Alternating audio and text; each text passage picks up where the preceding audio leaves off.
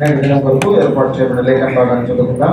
యెషయా గ్రంథము 41వ అధ్యాయము 8 నుండి 10 వచనాల వరకు సహోదరులను ముందుకు వచ్చి చదవాల్సిందిగా మనం చేస్తున్నాం. యెషయా గ్రంథము 41వ అధ్యాయము 8 నుండి 10 వచనాల వరకు. యెషయా గ్రంథము 41వ అధ్యాయము 8 నుండి 10 వచనాలు.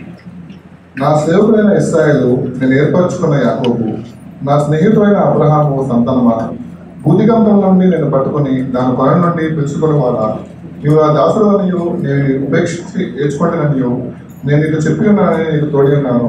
భయపడకము, నేను నీ దేవుడై ఉన్నాను. దిగులు పడకము, నేను నిన్ను బలపడను. నీకు సహాయం చేయబడను నేనే. నీతిను నా దక్షిణ హస్తంలో నిన్ను ఆదుకొందును. ప్రభు సహాయం కోరి ప్రార్థన చేసుకుందాం. మహోన్నతుడైన మా దేవా, సర్వోన్నతుడా నీకు వందనాలు, స్తుతులు, స్తోత్రములు నాయన. మరొక మారు కాల సమయాన్ని నీ బాధ్యతను చేరుతాను తండ్రి. నేను రిక్తహస్తాలతో నీ సన్నిధికి వచ్చి సహాయం కోరుతున్నాను. దయతో ప్రభు నాకు సహాయం చేయమని, నీ పరిశుద్ధాత్మ శక్తితో నన్ను నింపి నడిపించమని బ్రతిమాలుకుంటున్నాను. చదువుబడిన లేఖ భాగంలో ఉన్న ఆత్మీయ శక్తులను మాకు బయలుపరచండి నాయన. మా అందరితోనూ మాట్లాడండి. మీ జీవపు మాటల చేత మమ్మల్ని తృప్తిపరచండి. మా అందరికీ కావాల్సినటువంటి ఆదరణ, నెమ్మది, నాయన సంపూర్ణత మీరు అనుగ్రహించండి. అదేవిధంగా ప్రభువా మమ్మల్ని హెచ్చరించి సరిచేయండి నాయన. వినగల చెవులు, చూడగల కనులు, గ్రహించే మనస్సు మా అందరికీ దయచేయమని అడుగుతూ మీ సహాయం కోరుతూ యేసునామమున ప్రార్థించి వెడగొచ్చున్నాము తండ్రి, ఆమేన్.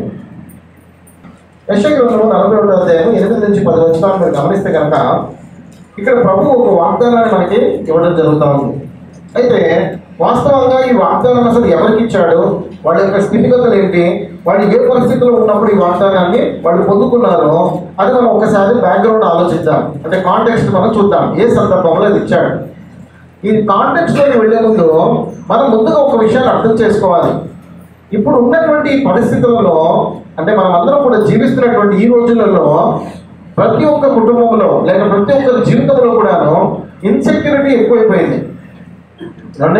అనిశ్చితి, అధైర్యము, ఇవన్నీ కూడా అధిక శాతము మనల్ని డామినేట్ చేస్తున్నటువంటి స్థితిలో మనం ఉన్నాం. అంటే అవన్నీ కూడా మనపైన ఏలుబడి చేస్తున్నటువంటి పరిస్థితిలో మనం ఉన్నాం. ఇప్పుడు ఒకసారి మీరు గమనించినట్లయితే కనుక ఇశ్రాయేలీల యొక్క పరిస్థితి కూడా అదే రకంగా ఉండేది ఆ రోజులలో.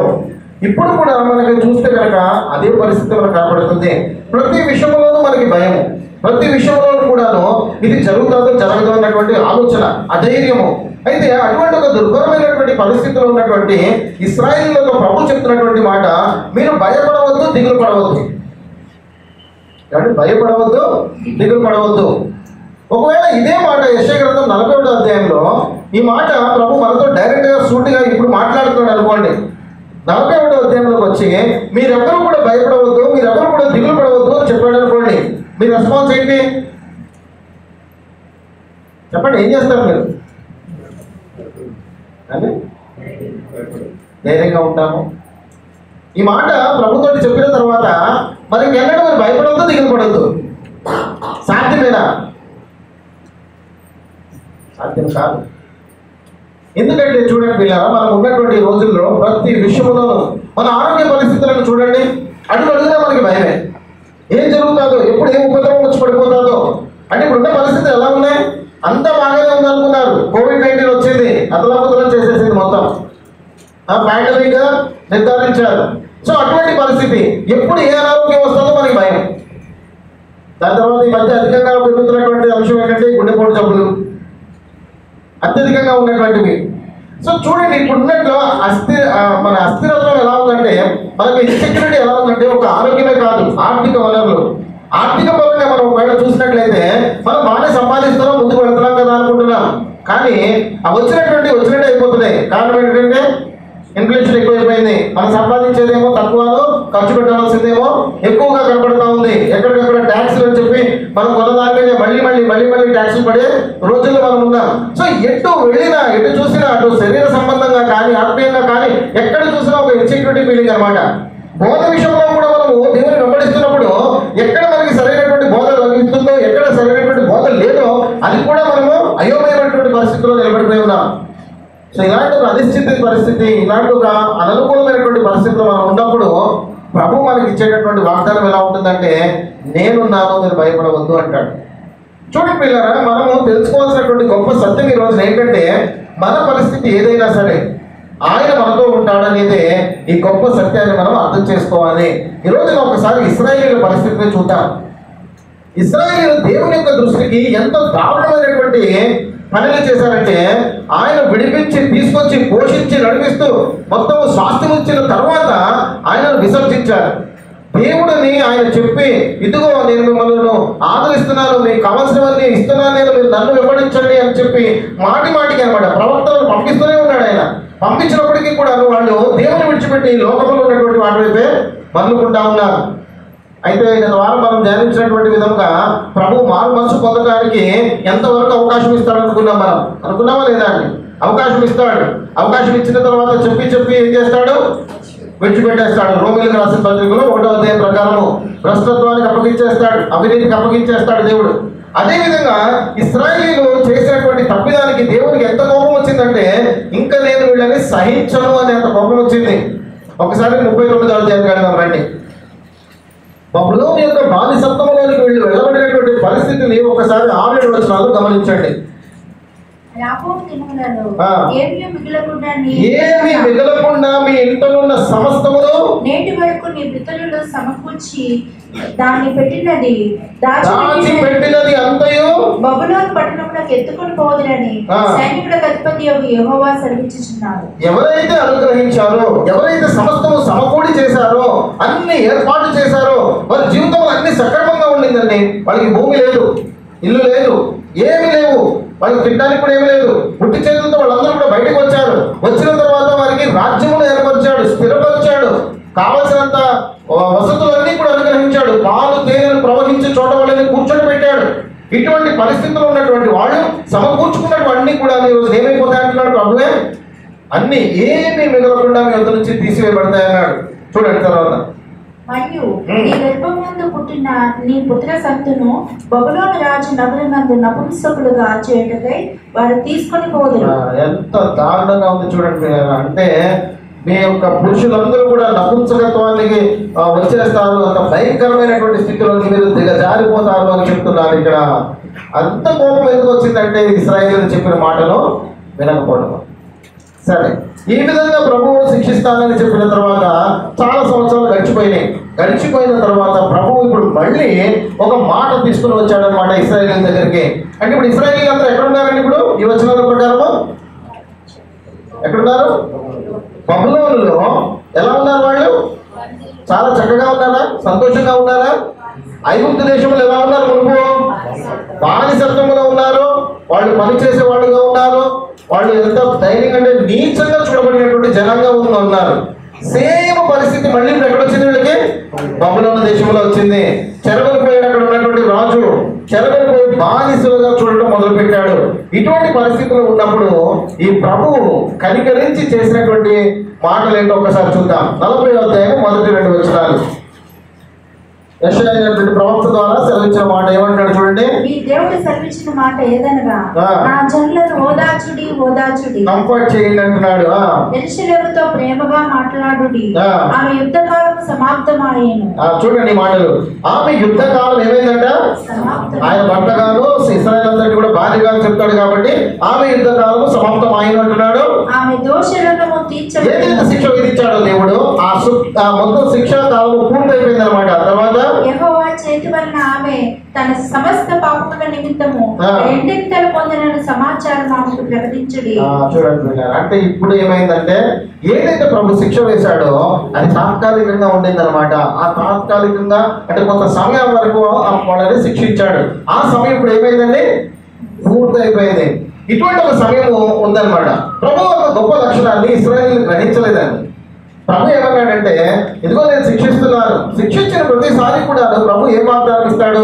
ఇదిగో నేను ఒక శేషము ఉంచుతాను, మిమ్మల్ని మళ్ళీ నేను తిరిగి రప్పిస్తాను అనేటటువంటి వాగ్దానం ఇస్తా వస్తున్నాడు. కానీ ఇశ్రాయేలీయులకు వాళ్ళకి నిరీక్షణ లేదు, అటువంటి ఆలోచన కూడా వాళ్ళ దగ్గర లేదు. వాళ్ళు అనుకుంటున్నటువంటి మాటలు ఎలాగున్నాయో మనకి విలాప వాక్యంలో రాయబడి ఉంది. ఒకసారి అక్కడికి వెళ్దాం. 5వ అధ్యాయానికి రండి. 20-22 వచనాలు చూడండి ఒకసారి. విలాప వాక్యంలో 5వ అధ్యాయం 20-22 వచనాలు.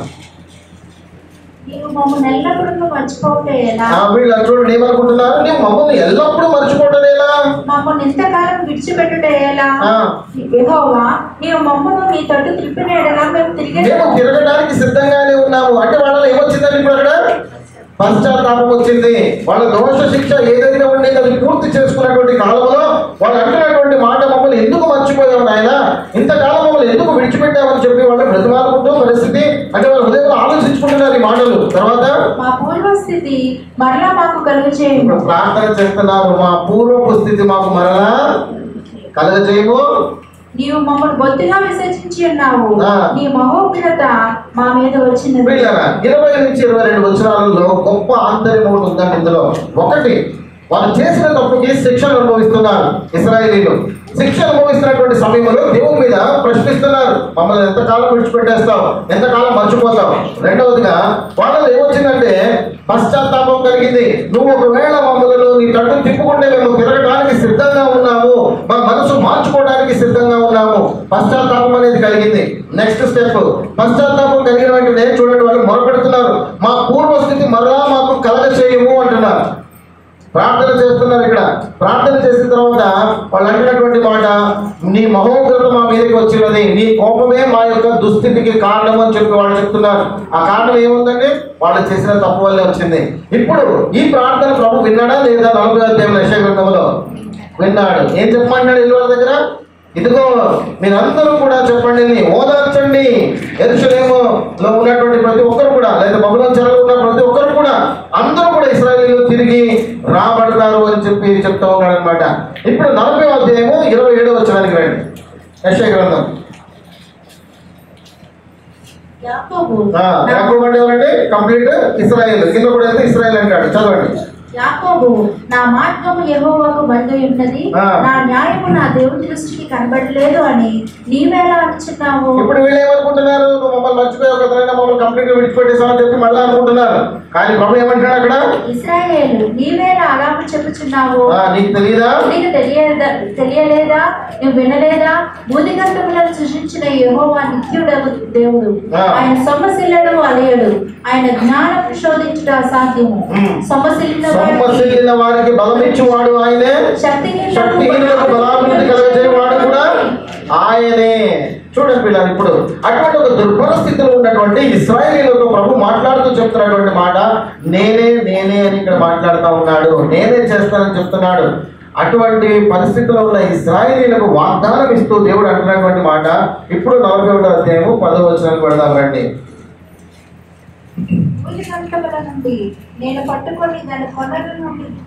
41వ అధ్యాయము 10వ వచనంలో ఈ మాట రాయబడి ఉంటుంది. చూడండి ఏమంటాడు ఇక్కడ? కిందకి వెళ్ళిపోతాం డైరెక్ట్గా. నేను నీతో చెప్పి ఉన్నాను, నీకు తోడై ఉన్నాను. యాక్చువల్గా 9-8 నుంచి మొత్తం కంటిన్యూషన్ ఉంటుంది. 10కి ప్రత్యేకంగా ఇక్కడ ఇవ్వలేదు. ఇంగ్లీష్లో చాలా చక్కగా ఇస్తాడనమాట. నేను మీతో ఉన్నానని చెప్పేసి మాట్లాడతాడు. యూఆర్ నాట్ విత్ యూ అనేసి అక్కడి నుంచి స్టార్ట్ అవుతుంది. అయితే నేను మీతో ఉన్నాను, నీకు తోడై ఉన్నాను, భయపడకము, నేను నీ దేవుడనై ఉన్నాను, దిగులు పడకము, నేను నిన్ను బలపరుస్తాను, నీకు సహాయం చేయవాలని ఎవరు? నేనే, నా దక్షిణ హస్తంతో నిన్ను ఆదుకుంటాను. అటువంటి పరిస్థితిలో ఉన్నటువంటి ఇశ్రాయేలీయులకు ఇస్తున్నమాట. పిల్లరా, అటువంటి పరిస్థితిలో ఒకవేళ మనం ఈ రోజున ఉన్నట్లయితే కనుక ఆ దేవుడు మనకి కూడా ఈ వాగ్దానం ఇస్తాడా? ఇవ్వడా? ఖచ్చితంగా ఇస్తాడు. ఇందులో చక్కటి ఆత్మీయమైనటువంటి కోణం మరొకటి కనపడుతుందండి. మీరు ఒకసారి చూడండి, fear not, I am with you అంటున్నాడు కదా ఇక్కడ. మొదటిగా ఏమంటున్నాడంటే, ఒకవేళ అనుకూలమైన పరిస్థితులలో మన జీవితం కొనసాగుతూ ముందుకు వెళుతుందేమో, ఏమాత్రమో భయపడవద్దు, నేను నీకు తోడుగా ఉన్నానంటాడు. God is present and supporting అంటాడు. నేను నిన్ను సపోర్ట్ చేసేవాడుగా నీతో పాటే ఉన్నాను. నీకు కావాల్సినటువంటి సెక్యూరిటీ ఏదైతే కావాలో, ఏదైతే స్ట్రెంగ్త్ కావాలో అది నేను ఇస్తాను. నేనే నీ వెంట ఉంటాను అని వాగ్దానం ఇస్తాను. ఒకటి, అననుకూలమైన పరిస్థితులలో. 2 ఏమంటాడంటే చూడండి ఇప్పుడు ఇక్కడ, భయపడకము, నేను నీ దేవుడనై ఉన్నాను అని చెప్తున్నాడు అనమాట. Be not be dismayed, for I am your God అంటున్నాడు. నేను నీతో ఉంటాను. ఆయనే మూలం ఏంటంటే, సోర్స్ ఏంటంటే ఇప్పుడు ఇక్కడ అంటే ఒక కంఫర్ట్ కానీ ఒక స్ట్రెంగ్త్ ఇవ్వడానికి సోర్స్ ఎక్కడి నుంచి వస్తుంది? దేవుని అంత నుంచే వస్తుంది. ఆయనే మూలముగా ఇక్కడ మనకి కనపడతా ఉన్నాడు. 3వది ఏమంటున్నాడు? I will strengthen you, yes I will help you అంటున్నాడు. అంటే మనకి సహాయం ఎక్కడి నుంచి వస్తుంది? దేవుడు. ఎవరు బలపరుస్తారని చెప్తున్నాడు ఇక్కడ? దిగులు పడవద్దు, నేను నిన్ను బలపరుతును అంటున్నాడు. బలపరిచేది ఎవరు? ఆయనే ఉంటాడు, ఆయనే మూలముగా ఉన్నాడు, ఆయనే బలపరిచేవాడుగా ఉన్నాడు. ఆ తర్వాత ఏమంటున్నాడంటే చాలా చక్కటి మాట, నా యొక్క హస్తము నీకు ఎప్పుడు కూడా తోడుగా ఉంటుంది. దేవుని హస్తం మనకి తోడుగా ఉంటే కనుక ఈ పరిస్థితులన్నీ కూడాను మనము ఎంతో చక్కగా ఎదుర్కొనే అవకాశం ఉంటుంది. ఇప్పుడు ఒకసారి వ్యత్యాసాన్ని గమనించండి. ఇశ్రాయేలీలో ఉన్నటువంటి పరిస్థితికి మనము జీవిస్తున్నటువంటి పరిస్థితికి కొంచెం తేడా ఉందా లేదా అంటే బానిసత్వంలో ఉన్నటువంటి వారి యొక్క పరిస్థితి ఎంత దుర్భరంగా ఉంటుంది, మనం స్వతంత్రంగా ఉన్నటువంటి పరిస్థితి ఏ విధంగా ఉంటుందో ఒక్కసారి వ్యత్యాసాన్ని గమనించడానికి ప్రయత్నం చేయండి. ఇంత భయానకమైనటువంటి స్థితిలో ఉన్నటువంటి ఇశ్రాయేలీలకు దేవుడు ఈ మాటలు చెప్పి బలపరిచి మళ్ళీ తీసుకొని వచ్చాడు కదా. వాళ్ళ ముందు మనం ఒకవేళ పోల్చుకుంటే కనుక మన సమస్యలు చాలా చాలా చిన్నవండి. ఆ సమస్య ముందు మనం ఒకవేళ చూస్తే కనుక మనం ఎదుర్కొంటున్నటువంటి సమస్య ఆర్థికపరమైన, అనారోగ్యపరమైన, లేకపోతే కుటుంబపరమైన ఏదైనా తీసుకోండి, ఇటువంటిది ఏదైనా వచ్చినప్పుడు మనము ఆలోచన చేస్తే కనుక వాళ్ళ ముందు మనకి చాలా చిన్నగా అనిపిస్తుంది. ఈ చిన్న సమస్యలకి ఇంత భయపడుతున్నానా అని అనిపిస్తుంది. ఒకసారి ఆలోచించండి, అవునా కాదా? అటువంటి దుర్పరిస్థితులు ఉన్న వారికి వాగ్దానం ఇస్తే మరి మనకే దేవుడు ఎలాంటి వాగ్దానం ఇస్తాడు? చక్కగా మనను నడిపించేటటువంటి వాడుగా ఉన్నాడు పిల్లలు. కాబట్టి ఆ వచనంలో ఉన్నటువంటి గొప్ప ఆంతర్యాన్ని రోజున మనం గ్రహించడానికి ప్రయత్నం చేద్దాం. సో ఫోకస్ చేసేటటువంటి మాట ఈ రోజున ఏంటంటే ఈ వచనంలో వచ్చి దిగులు పడకము, నేను నిన్ను బలపరుతును. ఎందుకంటే దిగులు మనము దేని విషయంలో అయితే పడుతున్నామో ఆ విషయంలో దేవుడు ఏం చేయగలడో ఒకసారి ఆలోచన చేద్దాం. 3 ప్రధానమైన విషయాలు మనం తెలుసుకుంటానికి ప్రయత్నం చేద్దాం. ఈ దిగులు అనే మాటకి పిల్లలు ఇంగ్లీష్ బైబిల్లో మీరు చూస్తే కనుక ట్రెంబ్లింగ్ అంటాడు, టెరిఫైడ్ అంటాడు, హార్ట్ ప్రెస్డ్ అంటాడు. సో ఇలాంటి పదాలు వాడతాయి. అన్నిటికన్నా బాగా దగ్గరగా యాప్ట్గా ఉండే పదం ఏంటంటే డిస్ట్రెస్డ్ అనే పదం ఒకటి, వరీడ్ అనే పదం ఒకటి బాగా దగ్గరగా కలుస్తారు. ఎందుకంటే ఈ పదాలకు అర్థం ఏంటంటే దిగులు, బాధ, క్షోభ అనే అర్థం ఇస్తారు. లేకపోతే వరీడ్ అంటే కనుక ఆందోళన చెందడం అనేది మనకు చెప్తా ఉంటారు. ఈ అర్థాలు ఎందుకు వివరిస్తున్నారంటే చింత అనే పదం మనకి బాగా ఎక్కువగా కనబడుతుంది బైబిల్లో. యాంగ్జైటీ గురించి ఎక్కువ మాట్లాడతాడు. దిగులలో చింతలు దగ్గరగా ఉండే పదాలు. కానీ ఈ దిగులు అనే పదము ఎలాంటిదంటే చింత అంటే కేవలం యాంగ్జైటీ అనేది అర్థమవుతుంది. దిగులు పడటం ఏంటంటే ఎక్స్ట్రీమ్ యాంగ్జైటీ అంటాడు. మీరు గూగుల్ చేస్తే మీకు అర్థమవుతుంది. ఎక్స్ట్రీమ్ యాంగ్జైటీ అంటే ఏంటంటే తీవ్రమైనటువంటి చింతలోనికి ఎవరైతే వెళతారో వాళ్ళు ఏమవుతారంటే దిగులులోనికి దిగజారిపోతారు అని అర్థం. సో ఈ దిగులు దేని వల్ల మనకు కలుగుతుంది? అక్కడ ప్రభు యొక్క వాగ్దానం ఏంటి, మరి మనం చేయవలసింది ఏంటి? ఈ 3 విషయాలను ఈ రోజున చూసి ముగించేసుకుందాం. సో మొదటిది, ప్రభు మనం దిగులు పడుతున్నటువంటి అంశాల గురించి చూస్తున్నాడా లేదా? ప్రభు చూస్తున్నాడా లేదా? మనం దేని విషయంలో దిగులు పడుతున్నామో అది మనం ఒకసారి తేటతెల్లంగా ప్రభు దగ్గరికి తీసుకెళ్ళామనుకోండి, ఆ విషయంలో ప్రభు ఏమైనా చేయగలరా లేదో మనకి తెలుస్తూ ఉంటారు. చిన్న ఉదాహరణ చెప్తాను, గమనించండి. మీరందరూ కూడా డాక్టర్ దగ్గరికి వెళతారు. వెళ్ళిన తర్వాత మీరు వెళ్ళాలని నుంచున్నారనుకోండి, ఏం చెప్తాడు డాక్టర్? ఏం చెప్పడు. మీ సమస్య ఏం చేస్తారు? మీరు వివరిస్తారు. మీ సమస్యను వివరిస్తారు. ఈ పలానా తలనొప్పో, కడుపు నొప్పో, లేదా ఇంకేదైనా సరే ఏదైతే కలిగి ఉన్నామో దాన్ని వివరిస్తారు. వివరించిన తర్వాత దానికి కావాల్సినటువంటి మెడిసిన్ అక్కడ ఇవ్వడం జరుగుతుంది. ప్రభు దగ్గర కూడాను ఏ విషయంలో మనం దిగులు పడుతున్నాము, ప్రభుకి అన్నీ తెలుసు అనుకోండి, కానీ ప్రభు ఏమంటాడు? అడగండి నేను మీకు ఇస్తానంటాడు. కనుక ప్రభు సన్నిధానానికి మన యొక్క అవన్నీ కూడా తీసుకురావాలి. ఫస్ట్ థింగ్ ఏంటంటే తెలుసా పిల్లరా, మొదటిది ఏంటంటే మనము ఎదుర్కొంటున్నటువంటి శ్రమల గురించి మనము చింతిస్తూ ఉంటాము లేదా దిగులు పడతాము. ఇది ఫస్ట్ గ్రహించండి. మీ దిగులు ఎందులో ఉందో ఒకసారి గ్రహించండి. మొదటిది, మనకున్న శ్రమలను బట్టి మనం దిగులు పడుతూ ఉంటాం. అంటే ప్రెసెంట్ సిచ్యువేషన్ అనమాట. పాస్ట్ నుంచి క్యారీ అవుతూ ఉంటుంది, అది ఫ్యూచర్లో వెళ్ళకండి. అప్పుడే పాస్ట్ నుంచి క్యారీ అవుతూ ప్రెసెంట్ సిచ్యువేషన్లో ఉన్నటువంటిది. ఇశ్రాయేలీని చూసాం కదా, వారి యొక్క దుర్భర స్థితిని. అటువంటి స్థితిలో ఉన్నప్పుడు వారందరూ కూడా ఎంతో బాధకు గురైనట్టుగా మనం చూస్తూ ఉంటాం. అయితే కంపేర్ చేసుకుని చూస్తే కనుక వారి శ్రమల ముందు మన శ్రమలు ఎంతో చులకంగా మనకు కనబడతా ఉంటాయి. డే టు డే బేసిస్ మీద ఎదుర్కొనే సమస్యలు ఇంకా మనం దాని గురించి మాట్లాడుకోకలేదు. ప్రతి ఒక్కరికి కూడా ఉండవలసినవన్నీ కూడా ఉంటాయి. కుటుంబంలో అసమాధానము, అశాంతి, నెమ్మది లేకపోవడము, లేకపోతే కనుక ఇతరత్ర ఏదో ఒకటి మనకి ఎదుర్కొంటున్నటువంటి ప్రతిరోజు సమస్యలు ఉంటాయి. అయితే ఈ సమస్యకి ప్రభు సమర్థుడా కాదా? ఆన్సర్ మీరు చెప్తేనే ముందుకెళ్తా. ఈ సమస్యలు అంటే డే టు డే బేసిస్ మీద ఎదుర్కొనేటటువంటి సమస్యలకు పరిష్కారం ఇవ్వగలిగినటువంటి వాడు యేసుక్రీస్తు. చాలిన వాడా? మరి ఇప్పుడు చాలిన వాడని తెలిసి ఎప్పుడైతే మనం దిగులు పడుతున్నామో అప్పుడు ప్రభువు ఏమంటున్నామో తెలుసా అండి? అయ్యా నా సమస్య నీకు అప్పగించాలంటే కనుక ముందు నాకు విశ్వాసం కావాలి. ఆ విశ్వాసం నా దగ్గర లేదు. సరే నేను అప్పగిస్తాను ఏదో విశ్వాసంతో. అప్పగించిన తర్వాత కూడా నేను నమ్మలేకపోతున్నాను, ఎందుకంటే నేను డీల్ చేయగలనని చెప్పి అని మనం అంటున్నాము. అంతేనా కాదా?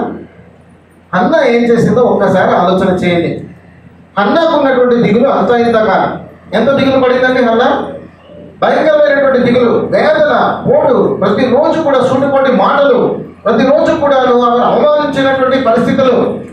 అయితే ఎప్పుడైతే ప్రభువు దగ్గరికి వచ్చిందో తన యొక్క దుస్థితిని తీసుకుని, నాకు బిడ్డలు లేరు, కొట్టాలన్నటువంటి మాట నా మీద పడ్డది, నింద వేయబడ్డాను, రోజు చులకనగా మాట్లాడబడుతున్నాను, నాకు కనీసం అన్నం కూడా తినబుద్ధి కావట్లేదు, అటువంటి నీరసానికి గురైపోయింది, అటువంటి దిగజారిపోయిన స్థితికి వెళ్ళిపోయింది. అటువంటి సమయంలో తను ఏం చేసిందంటే ప్రభు సన్నిధానానికి వచ్చి విశ్వసించి ఏం చేసింది? ప్రభువా, నా సమస్య, నా దిగులంతా కూడా నీ దగ్గర పెడుతున్నాడని చెప్పి తాను ప్రార్థన చేసుకోవడం మొదలుపెట్టింది. ఎప్పుడైతే ప్రార్థన చేసిందో ఏలి అంటాడు, నువ్వు చేసిన ప్రార్థన దేవుడు ఖచ్చితంగా ఆలకించి నెరవేరుస్తాడంటాడు. అప్పుడు రాయబడిన మాట ఏంటో తెలుసా అండి? నాట నుండి అన్న దుఃఖముఖిగా ఉండుట మారెను. అంతేనా కదండి? ఇప్పుడు ఫస్ట్ స్టెప్లోనే మన దుఃఖాలన్నీ తీరిపోయింది, మన దిగులంతా పోయింది కదా, ఇంక ముందు పెడదామో ఉందా? ఎంతమంది దిగులు పోయింది? అన్న ఏం చేసింది చెప్పండి? అన్న ఏం చేసింది? ఆ దిగులంతా పెట్టేసింది. అక్కడ పెట్టిన తర్వాత ఆమె దగ్గర ఏమైపోయింది? ఇప్పుడు ఎంటీ అయిపోయింది, ఏమీ లేదు ఆమె దగ్గర. అయితే మనం చేసే పని ఎలా ఉంటుందంటే ప్రభు దగ్గర పెడతాం ఈ యొక్క దిగులు చింతను పట్టుకుని, ప్రభువా నా చింత యావత్తు ఇదిగో నాయన నీ సన్నిధిలో పెడుతున్నాను, అయినా నాకు నీ మీద నమ్మకం లేదు ప్రభా, నేను తీసుకెళ్ళిపోతున్నాను అంటాను అనమాట. అదే వ్యత్యాసం అండి. సో డే టు డే బేసిస్లో మనం ఎదుర్కొంటున్నటువంటి సమస్యలకు పరిష్కారం ఏంటంటే ప్రభు పాదాల దగ్గర పెట్టిన తర్వాత మళ్ళీ దాన్ని మనం తీసుకుని వెళ్ళడానికి వెళ్ళలేదు. అన్న చేసిన విధంగా ఆ రోజు నుంచి ఆమె దుఃఖముఖిగా ఉండటం మానేను. అప్పటి నుంచి ఆమె చక్కగా భోజనం కూడా చేసిందని రాయబడతా ఉంది. అంటే చిన్న విషయమే, భోజనం చేయడం పెద్ద విషయం అండి. కానీ దిగులుతో ఉన్న వాళ్ళు సరిగ్గా భోజనం కూడా చేయరు. దిగులుతో ఉన్న వాళ్ళకి ఆకలి లేదండి. ఖచ్చితంగా ఆకలి మీద, తిండి మీద, శరీరాన్ని కాపాడుకోవడం మీద, పోషించుకోవడం మీద దృష్టి ఉండదు. ఆ దిగులే మనల్ని ఏం చేస్తుంది? దిగమిందుతూ ఉంటారు ఇంకా. కానీ అటువంటి పరిస్థితులలో అందా చేసినట్టుగా మనము చేయాలి. So day to day basis మీద మనకి ఎదురయ్యే ప్రతి సమస్యను మనం ఎదుర్కోవాలంటే మనము దేవుని సన్నిధానంలో పెట్టిన తర్వాత వాటిని మళ్ళీ తీసుకోకుండా ఏం చేయాలి? మనము వెనక్కి రావాలి. అర్థమైందండి అందరికీ కూడా? రైట్. స్టెప్ 1 ఇది మనం చేద్దాం. రెండవది, రాబో శ్రమల గురించి మనం దిగులు పడిపోతూ ఉంటాం. ఇది మరీ దారుణం అండి, ఇది మరీ దారుణం. రాబో శ్రమల గురించి పడేటటువంటి దిగులు ఎంతమంది ఆలోచిస్తూ ఉంటారు? రాబోయేటటువంటి సమస్యల గురించి చేస్తారు. ఎంతమంది నిజంగా ఆలోచిస్తూ ఉంటారు రాబోయే సమస్యల గురించి? ఏంటి, ఎవరు ఆలోచించట్లేదా? మీ భవిష్యత్తు ఏమిటి, మీ ఉద్యోగం ఏమిటి, మీ పిల్లల పెళ్ళిళ్ళు ఏంటి, వాళ్ళ గర్భఫలాలు ఏంటి, వాళ్ళ స్థితిగతులు ఏంటి, వాళ్ళ ఉద్యోగాలు ఏంటి, మళ్ళీ వాళ్ళ జీవితాలు ఏంటి, వీటేంటి గురించి ఆలోచించట్లేదండి మీరు? ఎంతమంది ఆలోచిస్తున్నారు? మరి వీటి విషయంలో మీరు దిగులేమో పడట్లేదంటారా? ఖచ్చితంగా పడతారండి. మన దగ్గర ఏముందో ఏం లేదో మొత్తం అంతా కూడా మనం ప్రతిదీ కూడా ఆలోచించేస్తూ ఉంటాం అన్నమాట. అంటే ముందు ఏదైతే జరగబోతుందో దాని గురించినటువంటి చింత మనకు ముందుగానే వచ్చేస్తూ ఉంటుంది, దిగులు అనేది వస్తూ ఉంటుంది. ఇశ్రాయేలు జీవితంలో కూడా ఉదాహరణ చూద్దాం. ఒకసారి ద్వితోపదేశ కాండానికి రండి, 31వ అధ్యాయానికి. అంటే కరెక్ట్గా అదే చెప్పకూడదు, కానీ ఏ విధంగా జరుగుతుంది అనేది అర్థం చేసుకోవడానికి ఒకసారి ప్రయత్నం చేద్దాం. 31వ అధ్యాయము 1వ వచనం నుంచి ఒకసారి చూడండి. ఈ మాటలు చెప్పక చాలించి వారితో మాట్లాడతాను. నేడు నేను 120 ఏళ్ల వాడినే ఉన్నాను. ఇక మీదట నేను వచ్చుచూ పోవచ్చు నమ్మలేను. యెహోవా ఈ యోర్దాను దాటకూడదని నాతో సెలవిచ్చాడు. నీ దేవుడైన యెహోవా నీకు ముందుగా దాటిపోయి ఆ జనముల నుండి ఎదుటి ఉండకుండా నశింపచేయను. నీవు వారి దేశం స్వాధీనపరచుకుందువు. యెహోవా సెలవిచ్చినట్లు యెహోషువ నీ ముందుగా దాటిపోవును. చూడండి ఇక్కడ ఏం చేస్తున్నాడు మోషే, తన బాధ్యతలన్నీ కూడాను ఇశ్రాయేలీయులకు వివరించి చెప్తున్నాడు. నేను మీతో పాటు రాలేదు కనుక ఇక నుంచి యెహోషువ టేక్ ఓవర్ చేస్తాడు. అయితే అవతల ఉన్నటువంటి కనాన్ దేశం అందరినీ కూడా మీరు స్వతంత్రించుకోవాలి అని చెప్తున్నాడు. దేవుడు ఏం చదివించాడు అంటున్నాడు ఇక్కడ? యెహోవా నశింపచేసిన అమోరీయుల రాజులైన సిహోనుకును ఓగుకును వాడి దేశములకు ఏం చేశానో ఆ ప్రకారముగానే ఈ చెలుగుడకును చేయండి. అంటే వీళ్ళు ముందుగా విజయం పొంది వస్తా ఉన్నారు, మళ్ళీ ముందుకు వెళ్ళిన తర్వాత మళ్ళీ సేమ్ సిచ్యువేషన్ వాళ్ళు ముందుకు వస్తుంది అనమాట. అంటే సిహోను ఓగు ఏ విధంగా అయితే వాళ్ళ రాజ్యాలని వాళ్ళు జయించుకుంటూ వచ్చారో, నెక్స్ట్ కూడా కనాన దేశంలో ఉన్నటువంటి రాజ్యాలను కూడా జయించుకుంటూ వాళ్ళు ముందుకు వెళ్ళాలి. చదవండి. నేను మీకు ఆజ్ఞాపించిన దానిని అంతటిని బట్టి మీరు వారిని చేయనట్లు యెహోవా నీ చేతికి వారిని అప్పగించును. నిపుణం కలిగి ధైర్యంగా. ఇక్కడ వరకు కాంటెక్స్ట్ అంతా వివరించాడు. అంటే రాబోయేటటువంటి సమస్య ఏంటంటే ఎదురుగా ఆల్రెడీ యుద్ధాలు చేసుకుంటూ వచ్చారు. సిహోను ఓగు వీళ్ళందరినీ కూడా హతమార్చుకుంటూ వచ్చారు. చాలా పెద్ద రాజ్యాలు అవన్నీ కూడా. సో ముందుకు వెళ్ళిన తర్వాత అటువంటి రాజ్యాలు మీరు ఎదుర్కోవాల్సి ఉంటుంది. మోషే ఎప్పుడైతే చెప్పాడో ఇశ్రాయేలీయులందరూ కూడా ఏమవుతారు, ఇప్పుడు దిగులు పడటం మొదలు పెట్టారు. అంటే జరగబోయేటటువంటి అంశం ఎప్పుడైతే మనం ముందుకు వస్తామో వెంటనే మనం ఏం చేస్తాము, భయపడిపోతాము, దిగులు పడిపోతాం. అందుకని 6వ వచనం ఏమంటాడు ఆయన, ఇశ్రాయేలీయులతో ఏమంటాడు, భయపడకుడి, వారిని చూచి మీరు దిగులు పడకుడి. ఎందుకని దిగులు పడతాడు అంటున్నాడో చెప్తాను. ఎందుకు దిగులు పడతానంటే ఇక్కడ చెప్పండి, తర్వాత చదువుతా. ఎందుకు దిగులు పడతాడు? అదే మాట అన్నాడు చూడండి, నీతో కూడా వచ్చేవాడు నీ దేవుడైన యెహోవాయే, ఆయన నిన్ను విడువడు. అయితే ఇక్కడ మనము ఆలోచించాల్సిన విషయం ఏంటంటే, సాధారణంగా మన జీవితంలో జరిగినటువంటి అంశాలను మనం సాక్ష్యం చెప్తాం. అంటే ఎంతమంది ఇప్పుడు దాకా సాక్ష్యం చెప్పారు? ఎంతమంది సాక్ష్యం చెప్పారండి నిలబడి? చాలా మంది చెప్పారు కదా, ప్రభువుని సన్నిధానంలో నిలబడి. సాక్ష్యం ఎప్పుడు చెప్తామంటే మన జీవితంలో జరిగిపోయినటువంటి ప్రతి అంశాన్ని కూడాను దేవుని నామాన్ని మహిమపరుస్తూ మనం సాక్ష్యం చెప్తాం. నా జీవితంలో నేను ఒక పరిస్థితిలో ఇలా ఉన్నాను, కానీ ఇప్పుడు ఇలా ఉన్నాను అని చెప్పి మనము అన్ని విషయాలు మాట్లాడుకుంటూ చెప్పుకుంటూ ఉంటాం. దేవుడు ఈ రోజు వరకు కూడా నాకు తోడుగానే ఉన్నాడు, దేవుడు ఈ రోజు వరకు కూడా నన్ను పోషిస్తానే ఉన్నాడు, దేవుడు ఈ రోజు వరకు కూడా నన్ను విడిచిపెట్టలేదు, దేవుడు ఈ రోజు వరకు కూడా నాకు తోడుగానే ఉన్నాడు. ఇవన్నీ చెప్తాం సాక్ష్యంలో. మరి గడిచిన కాలం నుంచి, రక్షణ దినం నుంచి ఈ రోజు వరకు కూడా తోడుగా ఉన్న దేవుడు ఈ రోజు నుంచి భవిష్యత్ కాలంలో ఉండనంటారా? చెప్పండి. ఎప్పుడైనా భవిష్యత్ కాలం గురించి సాక్ష్యం చెప్పారా? చెప్పలేదు. ఆలోచించండి ఒకసారి. గడిచిన కాలంలో దేవుడు ఉన్నాడని చెప్తాం మనము. ఈ క్షణం వరకు కూడా నేను సజీవ లెక్కలో ఉన్నానంటే కృప, తింటున్నానంటే కృప, నా కుటుంబం ఉందంటే కృప, ఏమున్నా కృప కృప కృప అంట. మరి రానున్న దినాల్లో ఆ కృప మాయమైపోతుందా? చెప్పాలి. మాయమైపోతుంది కదండి. ఆ కృప కంటిన్యూ అవుతుంది కదా. దేవుని యొక్క భయభక్తులు కలిగి ఉంటే కృప నిరంతరము చివరి వరకు ఉంటుందా ఉండదా? ఖచ్చితంగా ఉంటుంది. మరి జీవించే కాలం అంతా కూడా ఆయన కృపాక్షేమములు నా వెంట వచ్చును. ఎప్పుడెప్పుడు వస్తుంది? అప్పుడప్పుడు. జీవించే కాలం అంతా కూడా ఉంటుందా ఉండదా అండి? మరి అలాంటప్పుడు మనము భవిష్యత్తులో నా దేవుడు నాకు తోడుగా ఉంటాడని ఎందుకు సాక్ష్యం చెప్పలేకపోతున్నాం? మనం ఇక్కడి నుంచి ఏం చేస్తామంటే రాబోయే దినాల్లో నాకు దేవుడు ఉంటాడో లేదో అన్నటువంటి అవిశ్వాసంతో దిగులు అనే దాన్ని మళ్ళీ క్యారీ చేయడం మొదలు పెడతాం. శ్రమ ఉన్నప్పుడు బాధలు, దిగులు. అది తర్వాత ఫ్యూచర్లో జరగబోయేటటువంటి ఇశ్రాయేలీయులు ఏం చేశారంటే గొప్ప గొప్ప రాజులని జయించుకుంటూ వచ్చాను. దేవుడు అంటున్నాడు, నేనున్నా, నేను విడవను, నేను ఎడబాయను. గొప్ప గొప్ప రాజులనే మనం జయించుకుంటూ వచ్చాము. అయితే ముందుకు వెళ్ళిన తర్వాత ఇంకొంతమంది రాజులు ఉంటారు, వాళ్ళని కూడా మీరు జయించాలి అని చెప్పినప్పుడు వీళ్ళందరూ కూడా ఏమైపోతున్నారు? ఇప్పుడు దిగులు పడిపోతున్నారు. కారణం ఏంటంటే అదే అవిశ్వాసము. దేవుడు తోడుగా ఉంటాడు అన్నటువంటి ఆ మాటను వాళ్ళు విస్మరిస్తూ ఉన్నారు. కానీ అది ఉదాహరణగా చెప్పబడినటువంటి ఆ గొప్ప సాక్ష్యం దేవుడు మనకిచ్చేశాడు. కాబట్టి మనం చేయవలసిన పని ఏంటంటే ఇప్పటి వరకు ఉన్నాడు, ఇక ముందుకు కూడా నాకు ఉంటాడు, నా తుది శ్వాస వరకు కూడా నా దేవుడు నాకు తోడుగా ఉంటాడు అన్నటువంటి గట్టి నమ్మకంతో మనం ముందుకు వెళ్ళాలి. ఈ నమ్మకం మనలో ఉంటే కనుక మనకి దిగులు అనేది రాదు. అర్థమైందండి అందరికీ? రెండోది అర్థం కాలేదండి? అర్థమైందండి? నమ్మకం అనేది ఉంచాలి ప్రభు మీద. ప్రభువుని నమ్మినప్పుడే మనకి దిగులు అనేది మనలో నుంచి తొలగింపబడిపోతుందని మనము అర్థం చేసుకోవాలి. ఒకటి, మనకున్న శ్రమలను బట్టి మనం దిగులు పడతాం. రెండు, రాబోయే శ్రమలను గురించి ఆలోచించి మనం దిగులు పడతాము. సో ఇవన్నీ దూరపరచుకోవాలంటే కనుక ప్రభువునందు విశ్వాసం ఉంచాలి, దేవుడిస్తున్న వాగ్దానాన్ని మనం గట్టిగా పట్టుకోవాలి. మూడవది, ఏదైనా పని తలపెట్టినప్పుడు మనం దిగులు పడతాం. ఏదైనా పని తలపెడతాం కదా, అది మనం దాన్ని బట్టి ఏమవుతామంటే దిగులు పడిపోతాం. ఉదాహరణ మనం ఏదైనా సరే తీసుకోండి, ఏ పనైనా తీసుకోండి, ఏదైనా పని నేను తలపెట్టిన పనిని తీసుకోండి. అది జరుగుతూనే ఉంటుంది, పని జరుగుతుంటుంది, దేవుని యొక్క చిత్త ప్రకారము పెడుతూనే ఉంటుంది. అయినప్పటికీ కూడా మనం ఏం చేస్తామంటే దిగులు అనేది మనల్ని చుట్టూ అలముకుని ఉంటుంది అనమాట. ఉదాహరణ వివాహం గురించే తీసుకుందాం. ఒకవేళ మన పిల్లల వివాహం కొరకు మనం ఏం చేస్తామంటే ఆలోచన కలిగి ఉంటాం, ఇలా చేయాలి, అలా చేయాలి, ఇది జరగాలి, అలా జరగాలి. వయసు మీద పడుతూ ఉంటారు. సంవత్సరం గడిచింది, మరో సంవత్సరం గడిచింది, మనకి ఏమొస్తూ ఉంటుంది? ఇప్పుడు అక్కడ ఏమొస్తుందండి?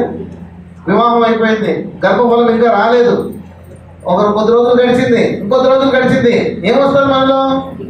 దిగులు దిగులు దిగులు దిగులు మనకు అన్నీ కూడా అనుకుంటాయి. తలపెట్టినటువంటి పనిలో మనకి ఏమనుకుంటామంటే మనకి విజయం రాదనుకుంటాం ఇంకా. ఎందుకంటే మనకి దేవుని పైన నమ్మకం అనేది కోల్పోతూ ఉంటాం. ప్రభు ఒకసారి మనతో మాట్లాడి వాగ్దానం చేశాడు అనుకోండి, ఆ వాగ్దానాన్ని తుద వరకు కూడా నెరవేర్చేవాడుగా ఉంటాడు, కానీ మధ్యలో విడిచిపెట్టేవాడుగా ఉంటాడు. ఏది అసంపూర్ణంగా చేయడం, కానీ మనలో విశ్వాసం ఉండదు. మనం దాన్ని ఏం చేస్తాము? మాటికి కోల్పోయేటటువంటి వారంగా ఉంటాము. ఇశ్రాయేలీయులు కూడాను తలపెట్టినటువంటి పనిలో ఏ విధంగా వెనకడుగు వేశారో ఒక్కసారి యెహోషువ గ్రంథంలో చూద్దాం రండి. మొదటి అధ్యాయం రెండోసారి యెహోషువ గ్రంథము మొదటి వచనం నుంచి మనం చూసినట్లయితే కనుక ఇక్కడ మోషే యెహోషువకి అన్నీ కూడా అప్పగిస్తూ ఉన్నాడు. అప్పగించిన తర్వాత ప్రభువు యెహోషువతో మాట్లాడుతున్నాడు. నీ బ్రతుకుదినములంతా కూడా నేను తోడుగానే ఉంటాను, మోషేకి తోడైనట్లు నువ్వు ధైర్యంగా ముందుకు సాగిపోవని చెప్పి అక్కడ చెప్తా ఉంటాడు. చెప్తూ ఏమంటాడంటే ఈ ధర్మశాస్త్రంలో ఉన్నటువంటి ఇవి బోధించకుండా, తప్పిపోకుండా, అలాగే ఈ మాట వినకుండా నువ్వు ఉండకూడదు. ఖచ్చితంగా మాట వినాలి, ఇవి బోధించాలి, ధ్యానించాలి, ఇవన్నీ కూడా నువ్వు చేయాలని చెప్తాడు. 9వ వచనం ఒకసారి చదవండి. ఇప్పుడు నేను నీకు ఆజ్ఞ ఇచ్చున్నాను కదా, ఎప్పుడూ కలిగి ధైర్యంగా ఉంటుంది, దిగులు పడకము చెడియకుండా నీవు నడిచే మార్గమంతటిలో నీ దేవుడైన యెహోవా నీకు తోడై ఉన్నాడు. ఎందుకు ప్రభువు యెహోషువని ఈ మాట చెప్తున్నాడు? దిగులు పడవద్దు, జడియవద్దని చెప్తున్నాడు. ఇక్కడ ఎందుకు చెప్తున్నాడంటే ఇక్కడ ఏదైతే పనిని అప్పగిస్తున్నాడో ఇశ్రాయేలీయులకు కనాను దేశాన్ని స్వతంత్రింపజేసేటటువంటి బాధ్యత యాక్చువల్గా మోషేది. కానీ మోషే ఒక తప్పు చేయడం వలన అక్కడితోనే ఆగిపోయాడు. ఇక్కడి నుంచి నువ్వు టేక్ ఓవర్ చేసుకుని నువ్వు వాళ్ళని తీసుకొని వెళ్ళి వాళ్ళకి దాన్ని స్వతంత్రింపజేయాలి. అయితే నీ ముందున్నటువంటిది ఒక గొప్ప టాస్క్. ఈ టాస్క్ని చేయడానికి యెహోషువ సైతము కూడా ఏమైపోయాడండి? ఇక్కడ భయపడిపోయాడు, చడిసిపోయాడు అనమాట. చడిచినటువంటి యెహోషువతో ప్రభు అంటున్నటువంటి మాట, ఇదిగో నేను నీకు ఆజ్ఞ ఇచ్చుచున్నాను కదా, నువ్వు దిగులు పడవద్దు, ధైర్యంగా ఉండు, చడవకు. ఎందుకనంటాడంటే నీవు నడిచే మార్గం అంతటిలో నీ దేవుడైన యెహోవా నీకు తోడుగా ఉంటాడు. భవిష్యత్తులో జరగబోయేటటువంటివి ఏవైతే ఉంటాయో వాటన్నిటి విషయంలోనూ నేను తోడుగా ఉంటాను, చడవద్దు, భయపడవద్దు, దిగులు పడవద్దు, సాగండి ముందుకు, వెళ్ళండి ముందుకు. ఇది వాగ్దానం చాలా శ్రేష్టమైనటువంటివి. కానీ దీన్ని స్వతంత్రించుకోవాలంటే చాలా మంచి నడిపింపు కావాలండి. అంటే చాలా విశ్వాసం హై లెవెల్లో మనకు ఉండాలి. ఎందుకంటే చిన్న చిన్న విషయాల్లోనే మనం ఏమైపోతుంటామంటే, ఒకవేళ గృహ నిర్మాణం చేసుకున్నాం, ఒక ఉదాహరణ, గృహ నిర్మాణం జరుగుతూ ఉంది, దాని నిమిత్తం కావాల్సిన ఆర్థిక వనరులే కానీ ఏదైనా సరే సమకూడలేదనుకోండి, కొద్దిగా వెనక ముందు అయిందనుకోండి, ఏమైపోతాం? కంగారు అయిపోతాం, మధ్యలో ఆగిపోతుందేమో, అవమానం పొందుతామేమో, ఏదో ఒకటి అనమాట. మనకు రావాల్సింది రాకుండా ఆగిందంటే కొద్దిగా కంగారు అయిపోతూ ఉంటాం, భయపడిపోతూ ఉంటాం, ఏమో ఇది జరగదేమో, ఇది అవ్వదేమో, ఇలాంటి ఆలోచనలు మనం చుట్టుకుంటూ ఉంటాయి. సో ఇక్కడ ప్రభు చెప్తున్నాడు ఏంటంటే మానవులమైనటువంటి మనకి ఇటువంటి ఆలోచన విధానము, ఇటువంటి స్వతహాగా లోపల కలిగి ఉన్నవి ఇవన్నీ కూడా వాటిని అధిగమించి ముందుకు రండి అని చెప్తున్నాడు ప్రభు. ఇది అసాధ్యం కాదు, సారీ, ఇది కష్టతరంగానే కనబడుతుంది, కానీ అసాధ్యమైంది కానీ కాదు. ఇది ఒకవేళ మనం మన హృదయాన్ని మార్చుకోవడానికి కొంత సమయం పట్టవచ్చు, కానీ దాన్ని ఏం చేయాలి? సాధన చేసి దాన్ని ముందుకు తీసుకొని రండి అని ఇక్కడ ప్రభు చెప్తున్నాడు. సో మొదటిది ఏంటి పిల్లరా? మనకు ఉన్నటువంటి శ్రమలను బట్టి మనం దిగులు పడతాం. ఒకటి, ఏ కోవలో ఉన్నారో ఆలోచించండి. రెండవది, రాబో శ్రమలను బట్టి మనం దిగులు పడిపోతూ ఉంటాం, అందులో ఉన్నారో ఆలోచించండి. మూడవది, ఏదైనా మనం పని తలపెట్టినప్పుడు అది జరగదు అన్నటువంటి దిగులు మనకు అధికంగా ఉంటుంది. అది కూడా ఒకసారి ఆలోచించడం, ఒకవేళ అక్కడ ఉన్నామేమో. ఈ 3 సందర్భాల్లో కూడా మనం చూసాము. ఆ 3 విషయాల్లో కూడాను ప్రభు అంటున్నటువంటి మాట, నేను మీకు తోడుగా ఉంటాను, నేను మీకు తోడుగా ఉంటాను. ఆయనే తోడుగా ఉండి మనం నడిపించేవాడుగా ఉన్నాడు కనుక మనం భయపడవద్దు అని చెప్తున్నాడు. 4వది పిల్లరా, మనకన్నా బలవంతులు మన ముందు నిలబడ్డారనుకోండి మనకు భయం వేస్తారు. మనకన్నా బలవంతులు మన ముందు ఉన్నారంటే మనకి భయం వేస్తారు. భయం వేస్తుందో లేదా? ఎక్కడ ఉంటారు మనకన్నా బలవంతులు? మనకన్నా బలవంతులు ఎక్కడ ఉంటారు? ఇప్పుడు బైబిల్లో మనం చూస్తే కనుక యుద్ధాలు జరిగినటువంటి సందర్భాలు మనకు కనబడతా ఉంటాయి. ఇశ్రాయేలీయుల సైన్యము ఒక 3 లక్షలు అనుకోండి, శత్రు సైన్యము ఒక 10 లక్షలు ఉంటారు. సో మనకన్నా బలవంతులు అన్నప్పుడు అక్కడ యుద్ధ సంబంధంలో మనం ఆ విధంగా కనపరచవచ్చు. వ్యక్తిగత జీవితంలో మనకన్నా బలవంతులు మనం ముందున్నారు అనుకోండి, ఏం చేస్తాం అప్పుడు? ఉదాహరణకి భార్య బలవంతుడా, భర్త బలవంతుడా? చెప్పండి ఎవరు? ఇంకా మౌనం పాటించారు ఏంటండి? ఇటేమో డౌట్ పడుతున్నారా, ఇటు బలపోతున్నారా? ఏం జరుగుతుంది ఇక్కడ? కుటుంబ వ్యవస్థలో ఎవరికన్నా బలవంతులుగా ఉంటారు? సాధారణంగా భర్త భార్య కన్నా బలవంతులుగా ఉంటాడు. ఇప్పుడు భార్యకు ఉన్నటువంటి దిగులు ఏంటంటే భర్తను ఎలా ఎదిరించాలి, ఎలా ఎదుర్కోవాలి అంటే, నేను అనే ఉద్దేశం ఏంటంటే, భర్త కఠినాత్ముడైతేనో, భర్త ఒకవేళ భయంకరుడైతేనో, స్వభావం మంచిది కానట్టాడైతేనో, భార్య అనుభవించే బాధ అంత ఇంత కాదు. అవునా కాదా? దిగులు పడే అంత ఇంత కాదు. భయంకరమైనటువంటి దిగులు ఉంటుంది ఇంకా హృదయంలో. ఇప్పుడు ఎలా ఎదిరిస్తారు? అప్పుడు మనకన్నా బలవంతుడు మన ముందున్నప్పుడు అది ఎదుర్కోవడం చాలా కష్టం. 2వది, ఆఫీస్కి వెళ్తారు. ఒకవేళ మొత్తం అన్నిటికన్నా పెద్ద తాగే మనం అయితే కనుక బాధలేదు. అంటే కంపెనీ మనది, ఆ ఓన్ చేసినటువంటిదే, మనమే మేనేజింగ్ డైరెక్టర్ అయ్యి ఏదైనా ఉంటే కనుక ఇక బాధలేదు. మనం ఎంప్లాయీగా ఉన్నప్పుడు మన పైన ఇంకొకరు ఉంటారా ఉండరా? అభ్యర్థులు ఉంటారు కదండి. ఇప్పుడు వాడు మనకన్నా పైన ఉన్నటువంటి వాడు అన్యాయస్తుడు, అక్రమం చేయవాడు అయితే కనుక ఎలా ఎదుర్కొంటాం మనము? అప్పుడు దిగులు అనేది మనం అనుకుంటుందా? స్కూల్లోకి వెళ్తాము, పిల్లలు వెళ్తారు స్కూల్కి, కాలేజీలకి. వీళ్ళు ఒకవేళ ఫస్ట్ ఇయర్లో ఉన్నారనుకోండి, ఆ పైన సెకండ్ ఇయర్ ఒకడు ఉంటాడు. డిగ్రీకి వెళ్తారు, థర్డ్ ఇయర్ ఒకడు ఉంటాడు. వాడు ఏం చేస్తుంటాడు? జులుం చేస్తుంటాడు, ర్యాగింగ్ చేస్తూ ఉంటాడు. వాడికి వాళ్ళు మంచిగా కావాలనుకోండి, ఫస్ట్ ఇయర్ వాడు పిలుస్తాడు, పోయి మంచిగా పడరా అంటాడు. అంటే మనకన్నా బలవంతుడు ప్రతి చోట ఎక్కడో చోట ఎదురు పడుతూనే ఉంటాడు. ఇశ్రాయేలీయుల జీవితంలో అడుగడుగునే జరుగుతూనే ఉంది. వాళ్ళు ఈ స్వతంత్రించుకోవడానికి పయనం జరుగుతున్నప్పుడు, వీడు రాజ్యం స్థిరపడిపోయిన తర్వాత కూడాను శత్రువు అందరినీ కూడా మాటిమాటికి వస్తూనే ఉన్నాడు. ఏ సందర్భంలో చూసినా సరే, యెహోషాపాతు కాలంలో కానీ, ఆసా కాలంలో కానీ, హిజ్కియా కాలంలో కానీ, ఎవరి కాలంలో చూసినా సరే శత్రువు బలవంతుడుగా వాళ్ళ మీదకి వచ్చేస్తా ఉన్నాడు. అటువంటి సమయంలో వాళ్ళు ఏం చేశారో మనం చూస్తే కనుక మనకు అర్థమయ్యేది ఏంటంటే, ఇదిగో నేను మీకు తోడుగా ఉన్నాను, మీరు వెళ్ళండి, ప్రతి విషయంలో నేను తోడుగా ఉన్నాను, మీరు దిగులు పడవద్దు. ఇదే మాట ఎన్ని మార్లు గ్రంథంలో రాయబడి ఉందో అండి ఈ మాట. ప్రభు మాట ఎందుకు అన్ని మార్లు రాశాడంటే మనం దాని ఎందుకు విశ్వాసం ఉంచాలని చెప్పి. సో మనకన్నా బలవంతులు మనం ముందున్నప్పుడు మనం ఏం చేస్తామంటే దిగులు పడిపోతూ ఉంటాం. కానీ ధైర్యంతో ముందుకు పడితే కనుక ఖచ్చితంగా విజయాన్ని స్వతంత్రించుకుంటాం. ఎలా అంటే, గొలియాతు ఉన్నాడు, దావీదు ఉన్నాడు. ఇద్దరికి పోలిక ఏంటంటే సేమ్ పోలిక అండి ఇద్దరు కదా, కంప్లీట్ ఆపోజిట్ అనమాట. ఆజర్బాహుడు 9 అడుగులు ఎంతో ఉన్నాడు, అతను ఆయుధాలే మోయలే, సత్యం కాలంలో బరువుతూ ఉన్నాయి. ఒక మనుషుడు చూసినప్పుడే భయం వేసేటటువంటి పరిస్థితిలో ఉన్నాడు. ఇతనేమో బాలుడు, సుందరుడు, చిన్నవాడు.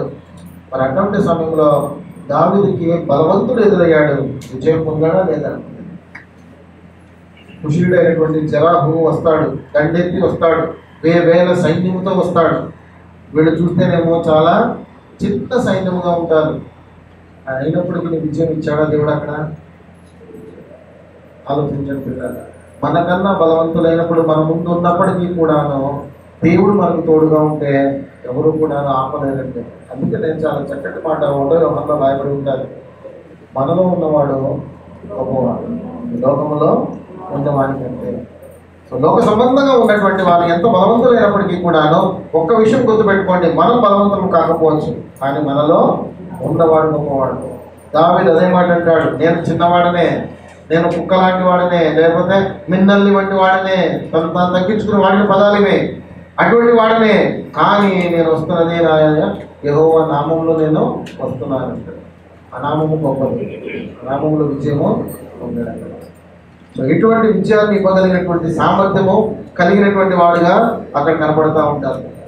ఫిలిష్తీయులు దండెత్తి వస్తారు సౌలు ఉన్నప్పుడు, అయినప్పటికీ కూడా అంత జనాన్ని యోనాతాను ఒక్కడు ముందడు వేసి ధైర్యంగా పెడతాడు. ఆ తర్వాత విజయము వీళ్ళకే వచ్చినట్టుగా మనం చూస్తాము.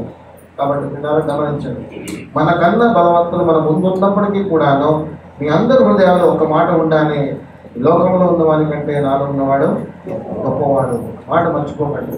అది మనం గనక పట్టుకుంటే గనక, అటువంటి సందర్భం వచ్చినప్పుడు నాలో ఉన్నవాడు గొప్పవాడు గొప్పవాడు అని మనం అనుకుంటే గనక ఆ గొప్పవాడు మనలో ఖచ్చితంగా పనిచేస్తాడు. అక్కడ కూడా మళ్ళీ ఏమంటున్నాడు, నేను మీతో ఉంటాను. చివరిగా మరొక మాట ఏంటంటే పిల్లరా, శత్రువు ఎదురుపడినప్పుడు మనం ఏం చేస్తాం? ఎంతమందికి శత్రువులు ఉన్నారండి? శత్రువులు ఎంతమందికి ఉన్నారు? ఎవరికి లేరు. శత్రువులు ఎవరికి లేరు, బయట లేరు, ఇంట్లోనే ఉన్నారు. అందరూ బాగానే ఉన్నారు, నవ్వుతున్నారు. సాధారణంగా శత్రువులు ఎవరికైనా ఉంటారా? ఉంటారు అందరికీ కూడా. కుటుంబంలో ఉన్నారో లేదో మీ వ్యక్తిగత విషయం అంటే నేనేం దాన్ని జోక్యం చేసుకోవట్లేదు, మీకు ఉన్నారో లేదో మీరే నిర్ణయించుకోండి. బయట మాత్రం ఖచ్చితంగా ఉంటారు. మనకి ఎక్కడికి వెళ్ళగలేదండి, మన నైవంశం శత్రువులుగా ఉంటారు. మనకి మన గురించి తప్పుగా మాట్లాడటం, మన మీద నిందలు వేయటం, లేకపోతే మన మీద ఏదో చాడీలు చెప్పటము, వాళ్ళు కలిగి ఉన్నంతా తీసుకొచ్చి మన ముందు కుడిసేయటము, ఇక్కడ లేకపోతే గొడవలు అల్లంటే ఎక్కడ మొదలవుతాయంటే ముందు మన పక్కింటి నుంచి మొదలవుతూ ఉంటాయి. మన నైవంశం శత్రువులుగా ఉంటారు. ఎక్కడ చాలా తక్కువ, పక్కపక్కన వాడు చాలా ఐక్యతతో ఉండటం అనేది చాలా తక్కువ అనమాట. ప్రతిరోజు ఏదో గొడవ ఉంటూనే ఉంటారు. మా ఇంటి ముందు మీరు తుడిచారనో, మీ ఆకులు మా ముందు పడుతున్నాయనో, మీ పువ్వులు మాకు రాలిపోయాయనో, ఇలాంటి గొడవలు చాలా సర్వసాధారణంగా మనం ప్రతిరోజు వింటానే ఉంటాం. తెల్లవారుజామునే అలా బండేసుకుని వెళ్తూ ఉండండి, ఇలాంటి మాటలు కానీ ఇలాంటి సంభాషణలు అన్నీ కూడా వినపడుతూనే ఉంటాయి. శత్రువులు ఎప్పుడు మన ముందే ఉంటారు. ఆఫీస్కి వెళ్తాం, ఎవడో ఒకడు ఉంటాడు మన శత్రువు. మనం నచ్చిన వాడు ఉంటాడు మన పక్కన, మన మీద పితులు చెప్తూ ఉంటాడు, మన మీద పెద్ద మన పై అధికారులకు వెళ్ళి ఏదో ఒకటి చెప్తూ ఉంటాడు అనమాట. మన ముందే నటిస్తూ ఉంటారు, మనతోనే సఖ్యతగా ఉందాం అనుకుంటూ ఉంటారు, కానీ మనతోటి సఖ్యతగా ఉండదు. నేను నా జీవితంలో కూడా అటువంటి వాళ్ళు ఎంతోమందిని చూశాను. ఆఫీసులో ఉండగా మా టీం లీడే ఎన్ని రకాలుగా నాతో మాట్లాడేవాడు, నా తర్వాత పై అధికారులకు వెళ్ళి నా గురించి ఏమి చెప్పేవాడు, ఇవన్నీ కూడా చూడడం జరిగింది. అవన్నీ మీ అందరూ కూడా అనుభవిస్తున్నారా లేదండి? అంటే శత్రువు ఖచ్చితంగా మన జీవితంలో ఉన్నాడు శరీర రీతిగా. సో ఇటువంటి ఒక శత్రువుని మనం ఎదుర్కోవాలంటే కనుక మనం చేయాల్సిన పని ఏంటంటారు? దేవుని మీదే మళ్ళీ. ఎందుకంటే ఆ శత్రువుని వాడు దూషించాడు కదా అని చెప్పి మనం దూషించలేము. ఇప్పుడు వాడు లోకపరంగాను, లేకపోతే దేవుని ఎరగని వాడుగాను, భయభక్తులు లేనివాడుగాను ఉంటాడు కనుక నలలే నాలుగా ఏమైనా మాట్లాడతాడు, ఎన్నైనా నిందలు వేస్తాడు, అపనిందలు వేస్తాడు, ఏదైనా మాట్లాడతాడు. అలాంటి శత్రువు మనకు ఎదురుపడుతూ ఉంటాడు. మరి అలాంటి శత్రువులు ఎదురుపడినప్పుడు మనం ఏం చేయాలి? వాడు తిట్టాడు కదా, మనం రెడీ తిడదామా? శత్రువులే. ఇలాంటి శత్రువులు మనకి అకస్మాత్తుగా కూడా ఎదురుపడతారు, తెలుసా అండి? అకస్మాత్తుగా ఎదురుపడతారు. అకస్మాత్తుగా ఎలా వచ్చి పడిపోతారు ఈ శత్రువులు? మన మానాన్ని మనం బడి మీద వెళ్తున్నాం అనుకోండి, వాడికి ఏదో ఇబ్బంది కలిగింది మన వల్ల, ఏం చేస్తాడు? ఆఫీస్ గొడవపడతాడు. రీసెంట్గా ఒకటి పడ్డాడు నాతో గొడవ. కంట్రోల్ చేసుకోవడం చాలా కష్టమైపోయింది. ఒకవేళ మొత్తం ఫ్యామిలీకి వచ్చేసారు ఇక్కడికి. వాడు ఉండడే పక్కగా, నేనున్నానే ఇలాగా. ఒక దెబ్బ కొడితే పడిపోతాడు, సరిపోతాడు. పైగా తాగేస్తున్నాడు వాడు. ఆ వాడికి నాకు ఏమైనా శత్రుత్వం ఉందా చెప్పండి? ఏమీ లేదు. నేను జస్ట్ కారు వెళ్తూ ఆపాను, నా ముందు ఇంకో కారు ఉందని. వాడు తాగేసి ఉండి నాకు సడన్ బ్రేక్ కొడతావా నువ్వు, నేను ఇంకా రాగాల్సి వచ్చింది అంటున్నాడు. ఇంకేమనాలి? అలాంటి శత్రువులు మనకి అప్పుడప్పుడు వచ్చి పడతా ఉంటారు అనమాట. సో ఎలా ఎదుర్కోవాలి వీళ్ళని? ఇలాంటి శత్రువులు మనం ముందున్నప్పుడు మనం ఏం చేస్తూ ఉంటామంటే పిల్లరా, భయపడిపోతూ ఉంటాం. ఇదే తరహాలో మన ఆత్మీయ స్థితిలో కూడా ఇటువంటి శత్రువులు మనకి ఎదురుపడతారు. అపవాది ఎదురుపడుతూ ఉంటాడు మాటికి కూడా. అందుకే పిల్లల మన విశ్వాస జీవితము పోరాటంతో పోల్చబడింది. ఎంతో పోల్చాడండి? పోరాటం. ఇక్కడ మనం దిగులు పడడానికి వీల్లేదండి. దీన్ని ఎదుర్కొని పోరాడేటటువంటి వారంగా ఉండాలి. అసలు 1 కొరింథీ 9:25 చదవండి. 2 కొరింథీ 9:25. మరియు 10 మంది పోరాడు ప్రతివాడు అన్ని విషయంలో ఎంతో మితముగా ఉంటుంది. సో 10 మంది పోరాడేవాడు మితముగా ఉంటాడు. మనమైతే దేనికోసం పోరాడుతున్నాము? క్షేమకు కిరీటమును పొందుటకు. మనం అక్షయమైన కిరీటం పొందడానికి పోరాడుతున్నాం. 2 కొరింథీ 5వ అధ్యాయం 7వ అధ్యాయం 5వ వచనం. త్వరగా 4 వచనాలు చూడండి, మనం ఎంత పోరాటంలో ఉన్నాము. 2 కొరింథీ 7వ అధ్యాయం 5వ వచనము. మేము మాసిదోనియాకు వచ్చినప్పుడు మా శరీరం ఏమాత్రం విశ్రాంతి పొందలేదు. ఎటు పోయినను శ్రమ కలుగుతుంది, బయటేమో భయాలు ఉన్నాయి అంటున్నాడు పౌలు ఇక్కడ. మరి అటువంటి పరిస్థితుల్లో పౌలు మానేశాడు అన్నీను, దేవునికి అప్పగించుకుని ముందుకు సాగిపోతానే ఉన్నాడు. ఇదే పౌలు తిమోతితో మాట్లాడుతూ 1 తిమోతి 6:2 ఏమంటాడు? తిమోతి, మంచి పోరాడాలి, మనం ఇదంతా కూడా కలిగి ఉన్నామని చెప్తూ నేర్పిస్తూ ఉంటాడు తిమోతికి కూడా. చదవండి 1 తిమోతి 6:12 వచనము.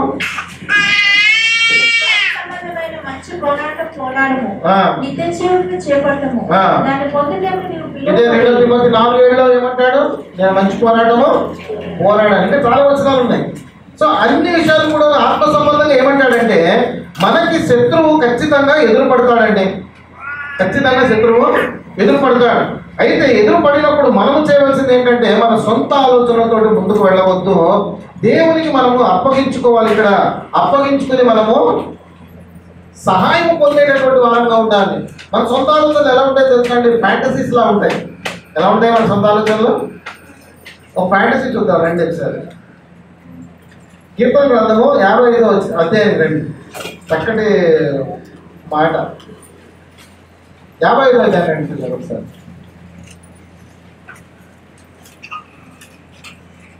ఇస్తారండి అందరూ? కీర్తనలు 55వ అధ్యాయము 1వ వచనం నుండి. దేవా, చెవియొగ్గి నా ప్రార్థన ఆలకింపుము, నా విన్నపములకు విముఖుడవై ఉండకుము, నా మనవి ఆలకించి నా కృతజ్ఞతము. ఇప్పుడు ఇక్కడ కీర్తనకారుడు దావీదు రచించిన కీర్తన మనకు అర్థమైపోతుంది. అయితే ఆయన ప్రార్థన చేస్తున్నాడు, నా ప్రార్థన ఆలకించు, నాకు విముఖుడై ఉండవద్దు, నాకు ఉత్తరం ఈ ప్రభు అంటున్నాడు. తన స్థితిని వివరిస్తున్నాడు. చూడండి ఇప్పుడు. శత్రువుల శబ్దమును బట్టి, దుష్టుల బలాత్కారమును బట్టి నేను చింతాక్రాంతుడై. చూడండి, శత్రువు వెంటాడుతున్నాడు ఇక్కడ. శత్రువుల శబ్దము, దుష్టుల బలాత్కారము, నేను ఏమైపోయానంటున్నాడు? చింతాక్రాంతుడు అయిపోయానంటున్నాడు. అనిన తర్వాత విశ్రాంతి లేక మూలుగుచున్నాను, వాళ్ళు నా మీద దోషం మోపుచున్నారు. వాళ్ళు చేస్తున్న పని దోషం మోపుతున్నారు, హింసిస్తున్నారు. నా పరిస్థితి ఎలా ఉందంటే వేదనతో ఉన్నది.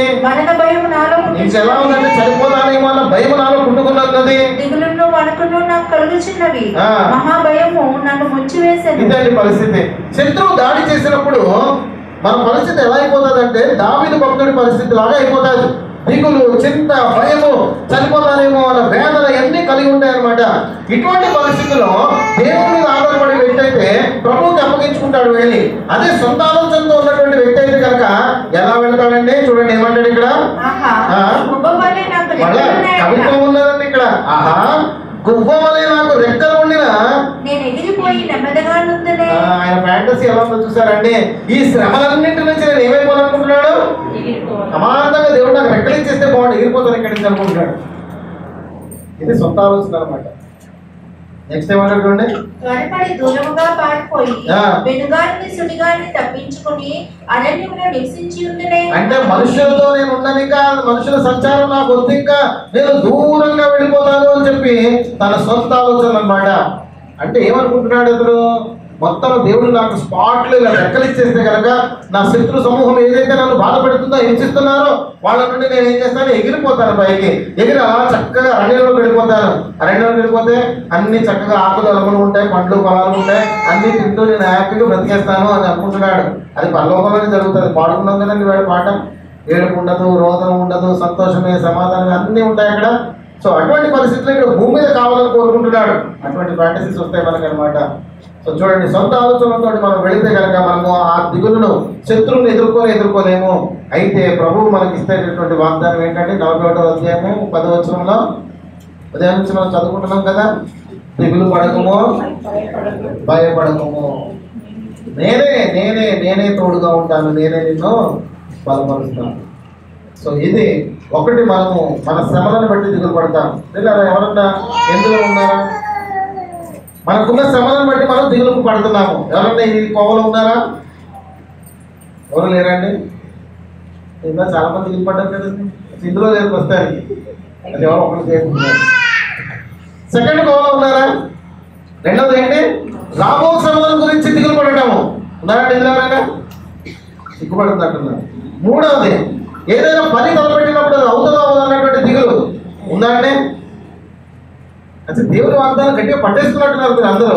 ఎక్కడ మూడోది కూడా లేదు. సరే, మనకన్నా భగవంతుడు మన ముందున్నప్పుడు లేదు. శత్రువు ఎదురుపడినప్పుడు నిజంగా బెరేసంగా ధన్యులండి. నిజంగా అందరూ కూడా ఎక్కడ దిగులు లేదు మనకి. ఇందాక ఉన్నటువంటి దిగులతో ఒక్కసారిగా మాయమైపోయిందంటారా? చూడండి పిల్లరా, ఇటువంటి దిగులు అంటే మనం ఆలోచించుకుని తెచ్చుకునేటటువంటి దిగులు ఏవైతే ఉన్నాయో వీటిని అధిగమించాలంటే గుర్తుపెట్టుకోండి, ఒకటి మనం చేయవలసింది, నా దేవుడు నాకు తోడుగా నా దేవుడు ఉన్నాడు, ఉంటాడు కూడా, భవిష్యత్తులో కూడా ఉంటాడు అని చెప్పి మనము దిగులు చెందకుండా ఉండాలి. మీరు ఎన్ని చెప్పినా సరే మా దిగులు మాత్రం మానదండి అంటారా? మా దిగులు చింత మానదంటారా? సరే, ఇంకొక పని చేస్తారా? పోనీ అన్నా చేసిన విధంగా చేసేయండి. పోనీ దిగులు అనేది వస్తానే ఉంటుంది కంటిన్యూస్లీ. ఇప్పుడు ఆలోచించాము, వచ్చింది, ఆ బాధపడుతున్నాము, ఆ తర్వాత మనం ఏం చేయాలి? నెక్స్ట్ దేవునికి అప్పగించాలి. అప్పగించి వదిలేద్దాం. లేదు మళ్ళీ వచ్చింది అనుకోండి, మళ్ళీ ఏం చేయాలి? మళ్ళీ ఇచ్చేయండి. ఇంక అదే పని, కంటిన్యూస్లీ అప్పగిస్తూనే ఉండాలి. సో మనం చేయాల్సింది అంటే ఫిలిప్పీ 4:6 ఏమంటాడు? మీ చింత యావత్తు ఆయన మీద వేయండి అంటాడు. సో ఆయన మీద మన చింత యావత్తు కూడా వేద్దాం. 1 Peter 5:7 ఈ మాట మనకు కనపడతా ఉంటుంది. ఫిలిప్పీ 4:6 ఎలా మనం చింతన వేస్తామో, మనం చింతించకుండా మనం ప్రార్థన విజ్ఞాపనల ద్వారా ఆయనకు అప్పగించుకుంటాం. సో కాబట్టి 1 Peter 5:7 ప్రకారం మన చింత ఆయన మీద వేద్దాము. ఫిలిప్పీ 4:6 ప్రకారము ప్రార్థన చేద్దాము. మరి అటువంటి నడిపింపు దేవుడు మనందరికీ దయచేయను కాక. తలలో ఉంచండి, చిన్న ప్రార్థన చేసుకుందాం. ప్రేమగల తండ్రి, నీకు వందనాలు నాయనా. మా శ్రమలను బట్టి, రాబోయే పరిస్థితులను బట్టి, నేను తలపెట్టిన పనులను బట్టి అయ్యా ఇదిగో నాయన మా ముందు నాయన మరి బలవంతులు ఉన్నప్పుడు, శత్రువు ఉన్నప్పుడు మేము దిగులు పడే స్థితిలో దిగజారిపోతున్నాము తండ్రి. నాయన పరిస్థితిని అధిగమించి నాయన మరి దిగులను ఎదుర్కొనే కృపను మాకు దయచేసి నాయన నువ్వు మాకు సెలవిచ్చిన రీతిగా నాయన సమస్తము నీ మీద వేసి చింత లేకుండా మేము ఉండే కృపను మాకు దయచేయమని అడుగుతున్నాము తండ్రి. సహాయం చేయండి నాయన. మా శ్రమలలో మమ్మల్ని బలపరచండి నాయన. నాయన ఇశ్రాయేలు ఉన్నటువంటి ఘోరమైన స్థితిలో వాళ్ళని బలపరిచి స్థిరపరిచిన దేవా, మమ్మల్ని కూడా బలపరచమని ఈ రోజున ఎవరైతే ఎంతమంది అయితే నాయన దిగులతో, బాధతో నాయన నీ సహాయ స్థితిలో ఉన్నారో వారిని ఆదరించి బలపరచమని, ఆ వాగ్దానంతో తృప్తిపరచమని అడుగుతూ యేసు నామములో ప్రార్థించి వేడుకుంటున్నాము తండ్రి. ఆమేన్.